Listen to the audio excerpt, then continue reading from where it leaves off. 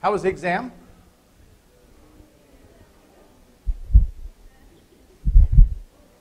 No? Yeah. Can't hear you.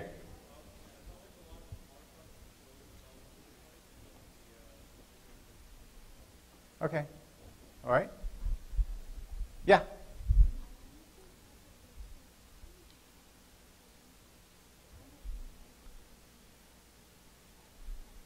Okay, so the Gibbs free energy was overrepresented. Okay.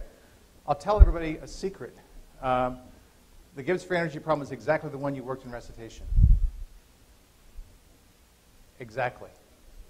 I changed the name of Ahern and Bonehead. That's the only thing I changed in that question.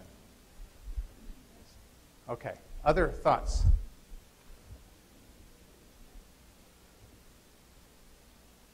Everybody's in stunned silence now, right?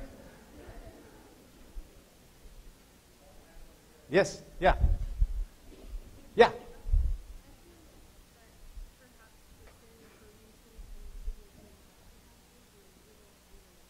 Okay. So the signaling pathways were a little underrepresented, basically. Okay. What's that?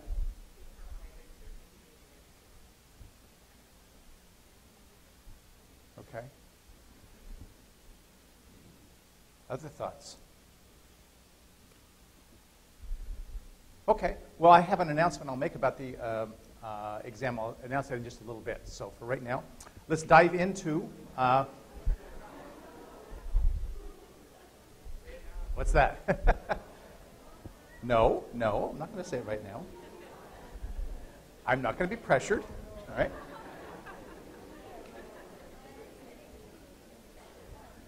I can't get a reaction out of this audience for anything until I say that, and all of a sudden the whole audience is just tittering about. What is that? Cliffhangers. Yeah, well, this is good. It'll keep you in a cliffhanger mode. So, all right. Question, yeah. Okay, question about the final, very common question. The final will be proportional to the coverage in the class. So the new material cover will be proportional to the amount of coverage that it's had during the regular lecture. So if you add up the number of lectures on the, since the second exam, on the final, it'll be proportional to that percentage on the total. Okay. The other thing on the final is I give you a note card. Whoa. Holy moly. I give you a big note card, okay? And here's the only deal.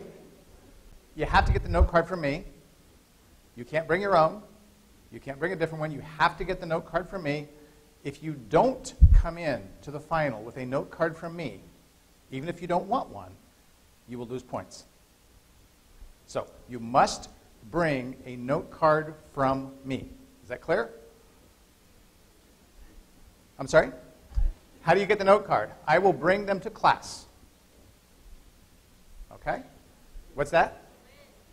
I will bring them to class. Oh, I get it. Okay. And I don't do this to be mean, but obviously I want you to come to class. And the requirement to get a note card from me is actually for another purpose. And the purpose is I want you to make the note card yourself. Because I think there's benefit in doing that. So you can borrow your friend's note card, all right? But if you borrow your friend's note card, you're not going to have the benefit of making it yourself. So that's why you have to get the note card from me. So I know which ones are mine. Okay, now we got all that out of the way. And I can always tell if people were here today or not because they'll say, I hear we get a note card after class. Or we get a note card to the thing. Or they bring a note card that they didn't get from me. You can tell who's been there, right? So come to class. It helps. All right. Well, we have finished glycolysis. We have gone through a variety of things with respect to glycolysis. And glycolysis is critical because not only is it about the oxidation of glucose, as we have talked about, but it's also the oxidation pathway that other sugars use as well. So as we'll see today, other sugars can be converted into intermediates in the glycolysis pathway. And some of those have some very interesting considerations. Okay, so I'll say a little bit about that. Okay, still hear me, I hope. But before I talk about that, I need to say something about the process of fermentation. Not because I like beer and I like wine, but because fermentation is really important to understand with respect to glycolysis. All right? So that's the first thing I'm going to talk about. Then I'll talk about metabolism of other sugars, and then I'll talk about gluconeogenesis. So let's talk about the glycolysis first. All right? So just in summary from what we've seen already, glycolysis is a pathway where glucose is converted into 2 molecules of pyruvate. We produce a net of 2 ATP. We produce a net of 2 NADHs. And the protons in water we don't exactly keep too much track of here. Those NADHs are really, really important. NAD is a limiting nutrient for cells. A limiting nutrient for cells. The more NADH I have, the less NAD that I have. Okay? I'll repeat that. The more NADH I have, the less NAD that I have. Well, we see this reaction, and the reason why is what we'll see in just a second. This reaction in glycolysis, you remember there's one oxidation reaction in glycolysis. And in that reaction, NAD is converted into NADH. You already know that. You should know, of course, that NADH, that reaction involves glyceraldehyde 3-phosphate dehydrogenase. And that reaction is very, very important to keep going. We saw the aldolase reaction and how important it was to keep going. If we stop any reaction in the glycolysis pathway, we stop metabolism of sugars. Okay? If we stop any reaction in the glycolysis pathway, we stop the complete metabolism of sugars. So the aldolase reaction was important to keep going, and the glyceraldehyde 3-phosphate dehydrogenase reaction is important to keep going. Well, what keeps the glyceraldehyde 3-phosphate dehydrogenase reaction from going forwards? Well, if all of our NAD is in the form of NADH, we have problems. Okay? Because that reaction is not going to go forwards. So just like we had to keep the aldolase reaction going, so too do we have to keep this reaction going. And that's why fermentation becomes important under certain circumstances. Now, next term, we'll talk about the fact that if we go through the pathway of the citric acid cycle followed by the electron transport system, we convert NADH back to NAD. Okay? And when does that happen? That happens when we have oxygen. We'll see next term why that's the case. But oxygen is necessary for converting NADH back to NAD. If we don't have oxygen, NADH will accumulate. And we, excuse me, seeing that accumulation of NADH is going to be a problem because it's going to stop the glycolysis pathway. So what do cells do when they have no oxygen? First of all, this happens in yeast cells, this happens in bacteria cells, and this happens in your cells. Okay? Your cells can live without oxygen for a while because they have a way of converting NADH back to NAD without oxygen. That process is known as fermentation. Now, people tend to think of fermentation thinking of yeast and bacteria, because that's what they're doing. They're converting NADH back to NAD. In the process, they're making ethanol. And we say, whoopee, right? Well, we do fermentation, but we don't make ethanol. We make lactic acid. Okay? So the process of making ethanol in bacteria and yeast and the process of making lactic acid in animals is converting NADH back to NAD. And that's critical when the cell is out of oxygen. When do you run out of oxygen? When you run. Your muscle cells can use oxygen faster than your blood supply can deliver it. Okay? Your muscle cells can use oxygen faster than your blood supply can deliver it. All right. So when we have no oxygen. We block that reaction of going back to NAD. And here's how the cells do it. So we look first in yeast and bacteria. We see that the end product of glycolysis is pyruvate. And we take that pyruvate and we move to the left. And what we see is that bacteria and yeast have an enzyme called pyruvate decarboxylase, okay, that converts pyruvate into acetaldehyde.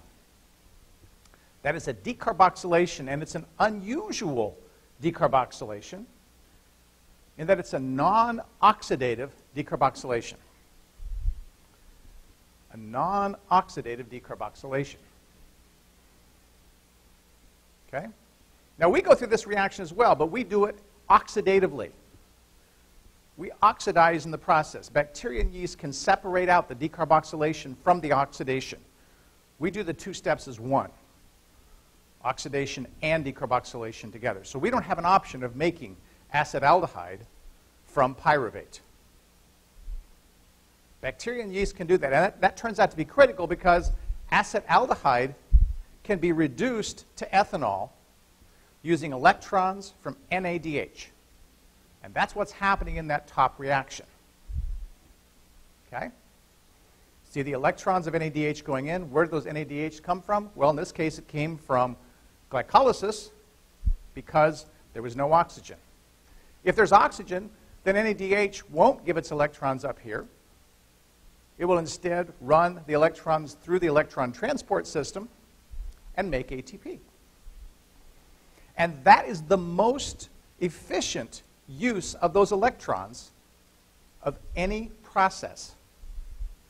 Now, I've mentioned before, and again, we'll talk about it next term, but I mentioned before that when cells use oxygen, they make 15 times as much ATP as when they don't have oxygen. Okay? For any of you who've brewed, the reason that you cap off your mixture that's doing the fermenting, the reason you cap it off is to keep the oxygen from getting in so that the bacteria and yeast do this reaction. That's why you do it. And you know that if you let oxygen in during that process, you're going to get a really crappy beer or wine. Okay? And that's because oxygen, the absence of oxygen, is necessary to make this happen. So the overall process of this is shown at the top. Now, before I show you what happens in animals, I want to talk about something that's interesting. You said for a change, huh? All right. Everybody's slow today. All right. That enzyme, alcohol dehydrogenase, which converts acetaldehyde into ethanol, is actually present in human beings. Now, I said we can't make acetaldehyde from pyruvate. So why can't we make ethanol, or why do we even have that enzyme, if we can't get to acetaldehyde from pyruvate? Any thoughts? Why would we have such an enzyme? Yes? Can you explain further?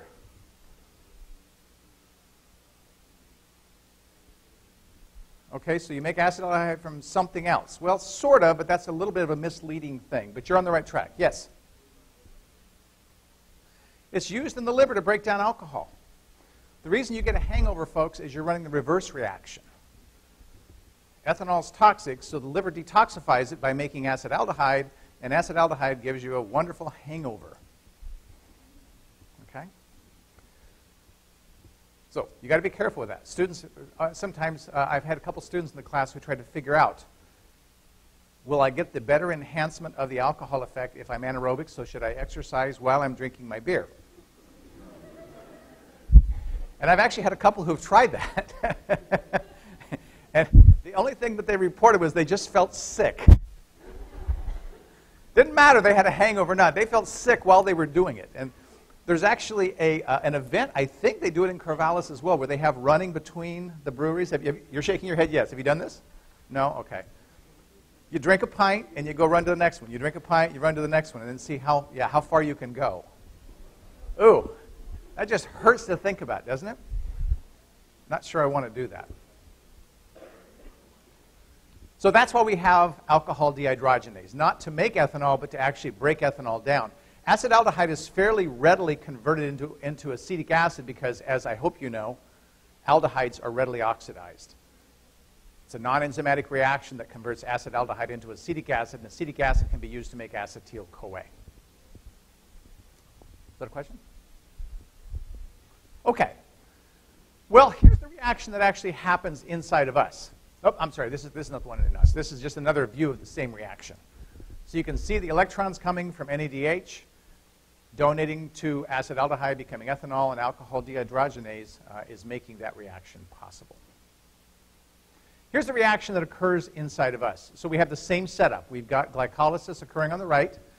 We've got NAD making NADH, and we have the same scenario I just described to you where we have a lack of oxygen.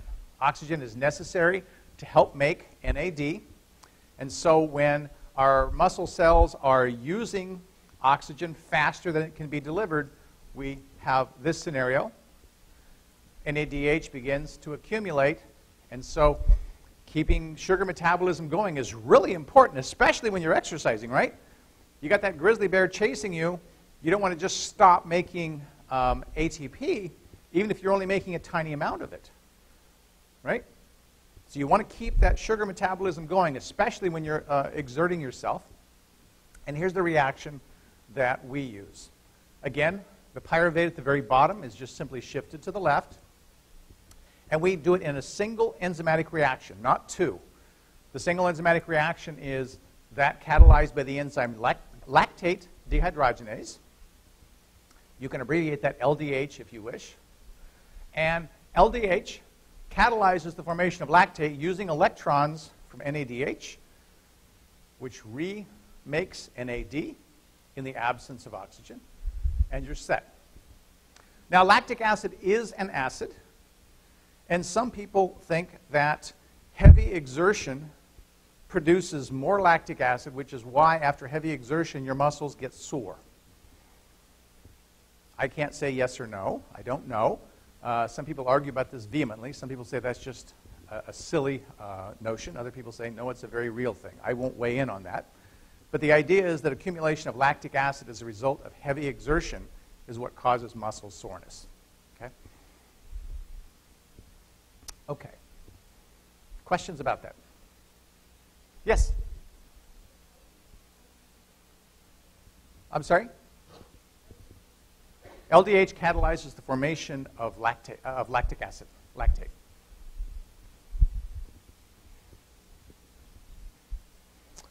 Okay, and there's the reaction, again, viewed in a different way, just a different perspective. It's the same reaction, etc. So you see these two reactions feed each other. And this feeding of each other is really important because, again, in the absence of oxygen, we need to keep making NAD available. Okay. Well, pyruvate's a very interesting and important molecule in this overall process. You've seen how it plays a role in fermentation. Okay? Pyruvate is important for many processes. It's like glucose 6-phosphate. We find it in many pathways. It's important for amino acids. It's important for energy. And it's important for fermentation. Here's another view of the same thing I've shown you on the previous two slides, but now summarized onto one. If we look at glycolysis starting on the left, we produce pyruvate, whether there's oxygen or not oxygen. If we have oxygen, we go to the right, and that produces acetyl-CoA, which gets oxidized in the citric acid cycle when oxygen is present. If oxygen is absent, we go the animal route up, or we go the bacteria yeast route down. Okay? So we see pyruvate is a central place. It's a central branch point for each of these three pathways. When oxygen is present, aerobic organisms absolutely want to go to the right because they can make much more ATP if they go that direction than if they go up or down. If they go up or down, each molecule of glucose gives you the grand sum of 2 ATPs. If they go to the right, you get between 30 and 38, depending on how people count them. That's 15 to 19 times as much ATP in the presence of oxygen compared to the absence of oxygen. Okay. Well, let's turn our attention to other sugars because we have other sugars in our diet besides glucose. Glucose is the predominant one, but we also have fructose, we also have galactose, and we also have lactose. Lactose is milk sugar. It's a disaccharide found in milk. So let's look to see how those guys are metabolized. The first of those I want to talk about is galactose. Galactose metabolism starts with galactose and involves a phosphorylation to make galactose 1-phosphate. That's the molecule in the upper left up there. There's a kinase that will put that phosphate on there and make galactose 1-phosphate. Now, everything else that I'm going to show you is going to seem confusing, I think, but all I want you to remember is that we're running a cycle, and the output of each turn of the cycle is a molecule of glucose 6-phosphate. So let's see what happens in that cycle. Okay? Oops. All right. The first reaction in the cycle is galactose 1-phosphate is converted into something called UDP galactose. All right? What's involved with that? Well, we start with UDP glucose. All right? I should have started this earlier. So if I look at the left side of the figure, I've got UDP glucose, and I see galactose 1-phosphate. Everybody see those two? Red and blue? Those are our starting materials for this process. I add those two together with the enzyme galactose 1-phosphate uridyl transferase, and no, I don't care if you know the name of that enzyme. What's happening is the galactose gets swapped for the glucose. So we end up with glucose 1-phosphate plus galactose, UDP galactose. Now the UDP is just simply getting attached to the galactose, where before it was attached to the glucose.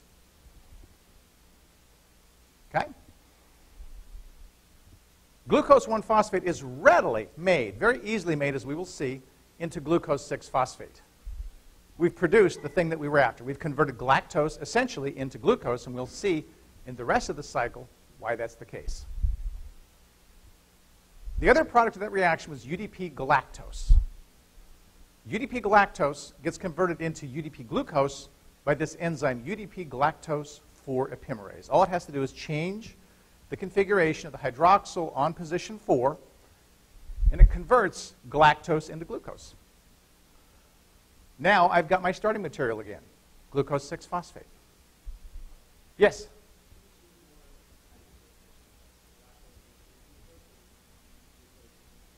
Say it again.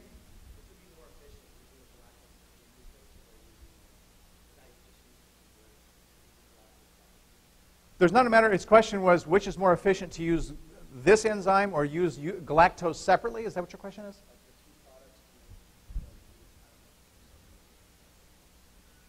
Well, you have to convert the galactose to glucose. And after the first reaction, you have glucose 1-phosphate, but you still have UDP galactose that's got to be converted. All right? So galactose has to be somehow converted into glucose. That happens with this process. The first reaction swaps the glucose for the galactose. The second reaction converts the galactose back into the glucose. So it's remaking our starting material. So we see this thing has just gone through a cycle. First a swap, and then an epimerization, changing the galactose into glucose. Yes, sir? UDP is a nucleotide. Uridine diphosphate. It's a nucleotide. And it's just a carrier. It's just holding on to the sugar is all it's doing. Is it in your body? Oh, yeah, absolutely. Absolutely. You're doing this reaction in your body right now. Right now.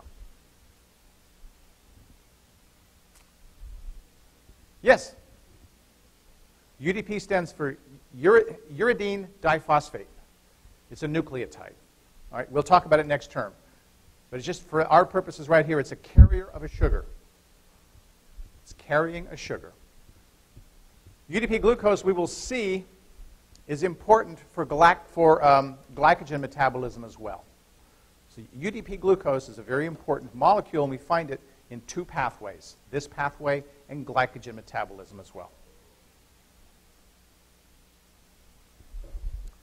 Okay, so that's how we convert galactose into glucose. That UDP glucose, all right, is swapping the galactose. That's what the green arrows there are indicating. So we're swapping the glucose for the galactose. Well, okay. The second sugar I want to talk about is lactose. Lactose is milk sugar, and milk sugar contains galactose and glucose.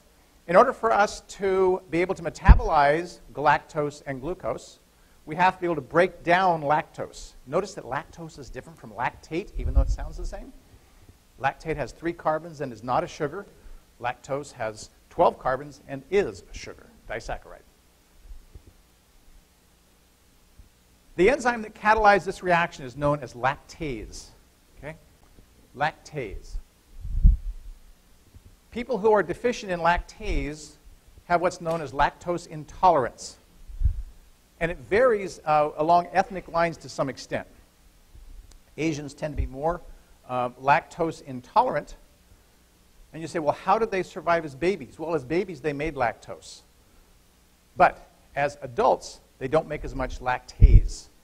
I'm sorry, as babies, they made lactase, not lactose. As babies, they made lactase to break down lactose. As they grow older, the synthesis of lactase decreased. Okay? It's interesting looking evolutionarily at the expression of lactase. The expression of lactase prior to the invention of agriculture was exclusively that in infants, because there was no need to drink milk because you only drank milk as an infant. But as agriculture arose, we know that the expression of lactase changed, so that adults started making lactase because they had a ready supply of milk. And that happened with the domestication of the cow and the rise of agriculture. Pretty cool phenomenon where we can see evolution actually happening as a result of a human practice, in this case, agriculture. Galactose, of course, can be metabolized, as we've already seen, and you've already seen how glucose can be metabolized as well. Okay, the next reaction I want to talk about is a really interesting one. It may not seem like it on the surface, but it really is interesting. Fructose appears in our diet in a couple of ways. Sucrose, you remember, is fructose plus glucose. You break down sucrose, you get fructose, you get glucose. That fructose has got to be dealt with. The fructose can be dealt with in 2 ways. I'm showing you one on the screen. One of the ways that it can be dealt with that's not shown on the screen is that catalyzation by the enzyme hexokinase. Hexokinase, you remember I said, worked on a variety of 6-carbon sugars. Hexokinase will convert fructose into fructose 6-phosphate. Fructose 6-phosphate, of course, is an intermediate in glycolysis, and everybody goes from there. Okay? There's an alternate pathway for fructose that I think is the more interesting one. It's shown on the screen. We see fructose being converted to fructose 1-phosphate, catalyzed by the enzyme known as fructokinase. Fructokinase. It creates fructose 1-phosphate. Okay? And then fructose 1-phosphate gets converted into DHAP and glyceraldehyde. Well, that's very much like the enzyme aldolase works in glycolysis. Aldolase splits fructose 1,6-bisphosphate into DHAP and glyceraldehyde 3-phosphate. So you got a glyceraldehyde here. And then you see, well, that glyceraldehyde can be readily converted into glyceraldehyde 3-phosphate, and we now have made intermediates of glycolysis. What's so interesting about that, Ahern? Well, what's so interesting about that, okay, is shown right here. On the left, you see the pathway of glycolysis. On the right, you see the pathway that I've just described to you. Okay? All right? Here's the interesting component. If you take fructose in, like I've said, all right, fructose can go through these reactions, as you see here, and notice they're bypassing 2 regulatory enzymes. They're bypassing hexokinase, and they're bypassing phosphofructokinase, PFK. Why is that important? Well, if we bypass those reactions, we are going to force feed the rest of glycolysis. Glyceraldehyde 3-phosphate is going to go to 1,3-bisphosphoglycerate, phosphoglycerate, etc., all the way down. We're going to make more pyruvate. And pyruvate, when it's present in excess, will get oxidized to acetyl-CoA. But because we have excess, we can't metabolize it all in the citric acid cycle. We've got too much. What does the cell do when it has too much energy and too much acetyl-CoA? It makes fatty acids. And it makes fat. Now, health food stores will sell you powdered fructose. If you want something really stupid to take, there it is. It's the natural sugar. Yeah, it's the natural fat maker. People have linked the presence of high fructose corn syrup, which you probably all have heard about, to obesity, and it's not completely clear why. I pose this as a suggestion for why high fructose corn syrup is linked to increasing obesity of Americans. Right? Now, I don't have any proof of it, and it's also not unique to fructose. High carbohydrate diets will do the same thing. But this pathway tells us that the more we run this pathway, the more we will force feed the production of pyruvate and therefore favor the production of fatty acids. Everybody understand that? Questions about that?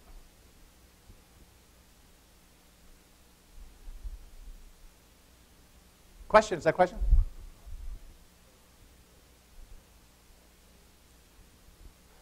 Why isn't the fructose also a problem in glycolysis, right? Yeah. So hexokinase makes fructose 6-phosphate, right? And you say, well, there's fructose already in the pathway. Why isn't that a problem? All right? The reason it's a problem is because, as I said, this isn't just a phenomenon of fructose. It's a phenomenon of too much carbohydrates. So high fructose corn syrup contributes to that problem. It's not purely a fructose problem, but it's much more a problem of too much sugar in the diet. Because both of those, if you have too much glucose in the diet, what's going to happen? You're going to favor the formation of fructose 6-phosphate, which can readily be converted to fructose 1-phosphate, and now you've bypassed everything. High-carb diets are going to be problematic for this reason. Does that make sense? Okay, so watch your intake of carbs. Okay. Well, now we turn to the topic of gluconeogenesis. That's one of my favorite topics in biochemistry. And I think it will be yours as well, because gluconeogenesis, okay, uses 7 reactions out of glycolysis exactly the same except in reverse. 3 reactions of glycolysis are converted into 4 reactions in gluconeogenesis. Okay? We'll see that there's 4 enzymes that are unique to gluconeogenesis, and they replace 3 enzymes of glycolysis. There are 3 enzymes of glycolysis that were involved in regulation, and they all had fairly negative delta G zero prime values. Those 3 reactions are bypassed in gluconeogenesis. They're bypassed. Okay? Now, gluconeogenesis is a pathway that does not occur in all cells of our body. There are reactions that occur in the liver and kidney for the most part. Within those liver and kidney cells, we see gluconeogenesis reaction occurring primarily in the cytoplasm. But there's one reaction that occurs in the mitochondrion and one reaction that occurs in the endoplasmic reticulum. In glycolysis, all of the reactions were in the cytoplasm. Okay. We start the synthesis of gluconeogenesis from pyruvate. We can start it from lactate. We can start it from alanine. Pyruvate makes a reasonable place to start the overall process. Okay? This schematic shows gluconeogenesis starting at the bottom and moving upwards. It's very much like the pathway that I showed for glycolysis, but now I've added the new enzymes and one new molecule. Okay? And I'll show you this in a better way in a second. There are 3 enzymes that are replaced. First of all, hexokinase is replaced by an enzyme known as glucose 6-phosphatase. That is the last reaction of gluconeogenesis. Hexokinase was the first reaction of glycolysis. The second enzyme that's replaced is phosphofructokinase, PFK, which is replaced by an enzyme known as fructose 1,6-bisphosphatase, or F16BPase, as you see here. Students frequently get confused in this class with, my God, fructose 6-phosphate, fructose 1,6-phosphate, fructose 2,6-bisphosphate, fructose 1,6-bisphosphatase. My God, how do I keep track of them? Always remember that ASE at the end refers to an enzyme. Whenever you see an ASE at the enzyme, at the end of a name, we're talking about an enzyme. And if I ask you for an enzyme, you darn sure better have an ASE on the end of it, right? The third enzyme that's involved is replaced by two enzymes of gluconeogenesis. Pyruvate kinase is replaced by pyruvate carboxylase and an enzyme called phosphoenolpyruvate carboxykinase, which, if you're like me, you will call it PEPCK. Okay? Those are the four enzymes that replace the three enzymes of glycolysis. This is another view of the same thing. We can see now how we start with pyruvate at the very bottom. And the first enzyme that catalyzes the reaction in the synthesis of glucose is known as pyruvate carboxylase. Pyruvate carboxylase is found in the mitochondrion. It's found in the mitochondrion. It is not found in the cytoplasm. We can see that the catalysis by this enzyme creates a new molecule called oxaloacetate. We'll see that in a second. That reaction requires ATP. And in the second step, we see that oxaloacetate is converted back into PEP by the PEPCK. That's the PEP carboxykinase. And that reaction requires GTP.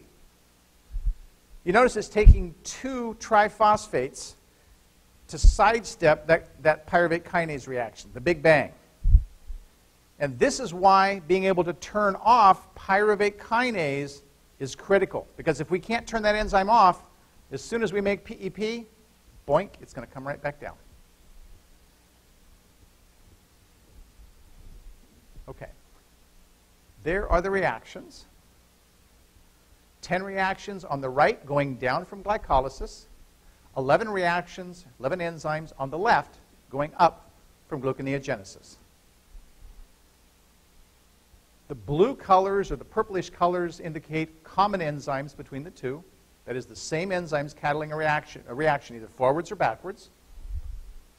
And the other colors, which are sort of brownish red and brown, okay, refer to unique enzymes. So, for example, hexokinase is only found in glycolysis, and glucose 6-phosphatase is only found in gluconeogenesis. Okay? Those reactions right there in the middle are the reversal of the reactions of glycolysis. Reaction number 10 for gluconeogenesis is also the reversal of the reaction in glycolysis. Only reactions 1, 2, 9, and 11 are different from gluconeogenesis and glycolysis. Okay? Let's take a look at reaction number 1. So reaction number 1 starts at the bottom. That's the pyruvate carboxylase reaction. Okay? It occurs in the mitochondrion, as I said. And here it is. Pyruvate is combining with a bicarbonate ion, the HCO3-, in the presence of ATP to make oxaloacetate. We haven't seen oxaloacetate before. Oxaloacetate is like pyruvate. It's found everywhere. It's in the citric acid cycle. It's in gluconeogenesis. It's also in amino acid metabolism.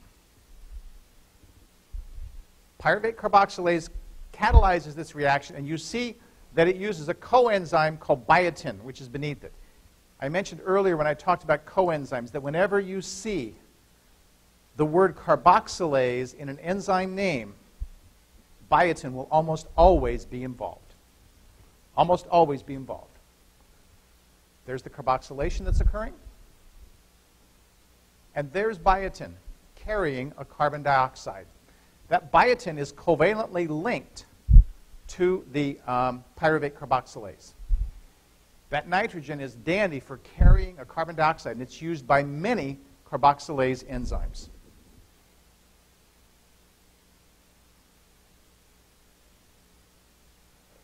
The second reaction that's unique to gluconeogenesis is that catalyzed by PEPCK.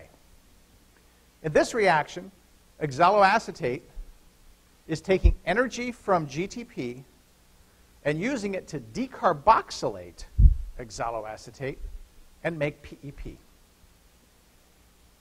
Now, PEP, you remember, is that very high energy molecule that would go to pyruvate if we didn't stop it. That's why the pyruvate kinase reaction is important. We've done a two-step. We've taken 2 steps to get past that pyruvate kinase reaction: pyruvate carboxylase and PEPCK. Each of those required a triphosphate. An ATP in the first case, a GTP in the second. And GTP has the same energy as ATP. So we can think of this as it's taking 2 ATPs to go past that pyruvate kinase reaction in the synthesis of glucose. There's the reaction. The third reaction, unique to gluconeogenesis, is shown here. In this reaction, fructose 1,6-bisphosphatase, or F16BPase, you can also call it FBPase 1 if you want, but I like F16BPase. I should have marked that on there more clearly.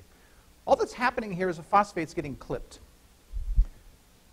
Notice that in each of the reactions that are unique to gluconeogenesis, that we're not running the simple reversal of the glycolysis reaction.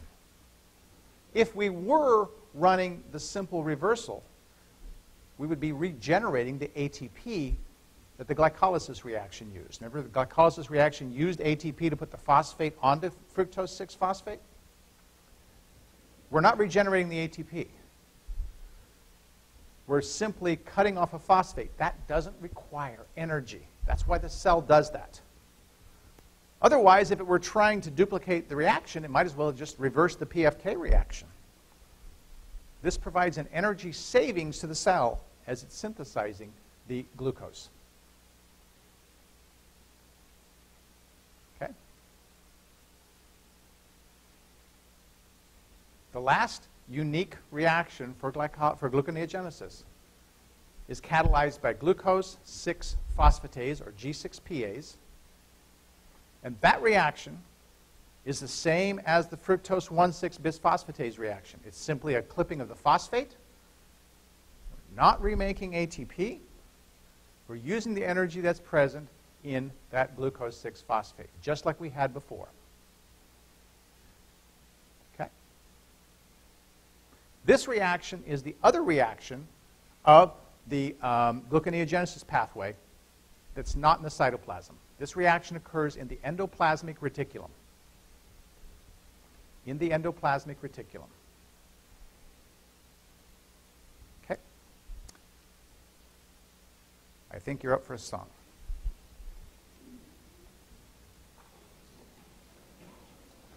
Today's song is my favorite song of all the songs I've written.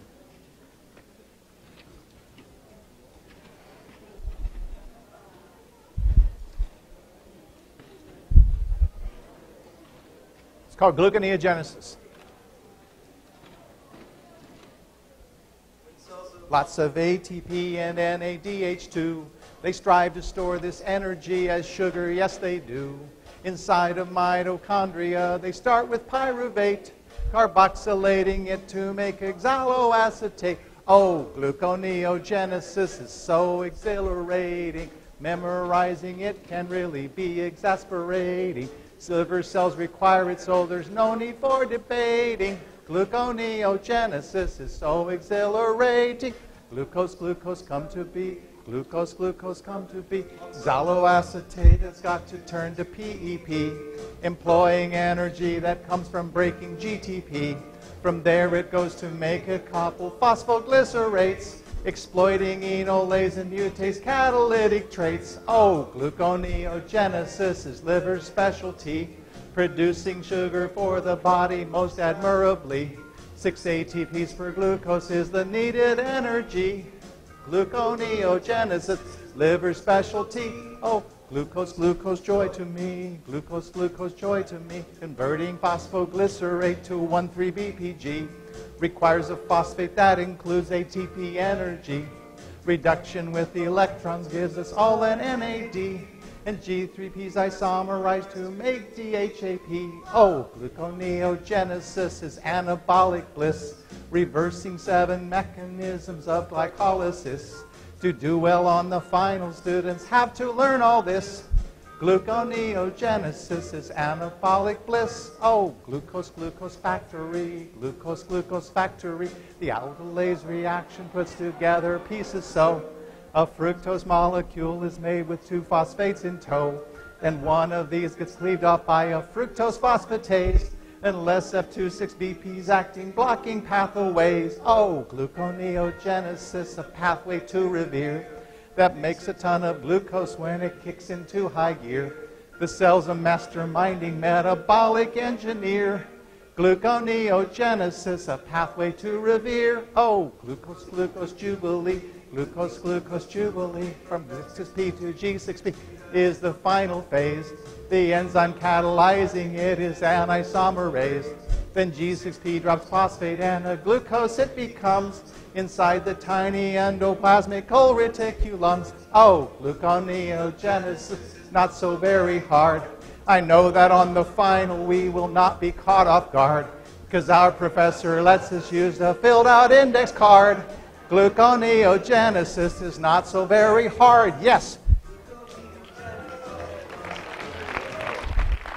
I promised an announcement. The exams are ready to be picked up in